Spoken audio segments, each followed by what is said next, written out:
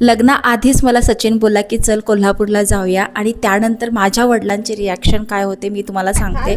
तर अचानक रात्रभर तुम्हाला माहिती आहे मागच्या पार्टमध्ये ऐकलं असेल की मी कंटिन्यू रडत होते, कारण की आमचा ब्रेकअप म्हणजे फुल्ली ब्रेकअपच होणार होता आणि म्युच्युअल ब्रेकअप आपण म्हणतो ना त्या पद्धतीनं.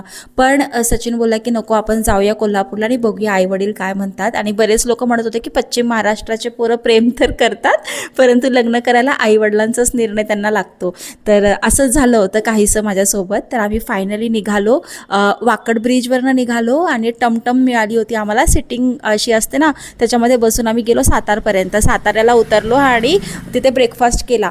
पण मी त्या दरम्यान माझ्या वडिलांना कॉल केला आणि घडलेला जे तुम्हाला लव्ह स्टोरी पार्ट 1 पासून तर पार्ट 5 पर्यंत ज्या काही गोष्टी सांगितल्या की मी जॉबला कशी आले, काय आले, सचिनची आणि माझी ओळख कशी झाली, त्यांनी माझ्या आजारपणात मला किती हेल्प केली आणि अक्षरशः दवाखान्यात उचलून नेलं, माझ्यासाठी रडला तो रात्रभर आणि मला खूप जीव लावला, काळजी घेतली, हे सगळं मी माझ्या वडिलांना सांगितलं. आणि म्हटलं पप्पा जसे तुम्ही माझ्यासाठी आहे ना तसं सचिन माझ्यासाठी आहे आणि आता अशी वेळ आली आहे की त्याच्या आईवडील जर लग्नाला हो म्हटले तर तो माझ्यासोबत लग्न करायचं म्हणतोय.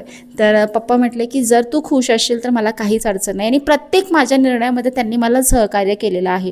तर यावेळी सुद्धा हेच बोलले होते. पण हे त्यांचं एकच म्हणणं होतं की जर चांगलं झालं तर तुझं आणि वाईट झालं तरी तुझं. विशेष म्हणजे सचिनचं आडनाव पवार होतं, यावरून ना थोडंसं कन्फ्युजन झालेलं. तर ह्याची सगळी स्टोरी तुम्हाला नेक्स्ट पार्टमध्ये मिळेल बघायला.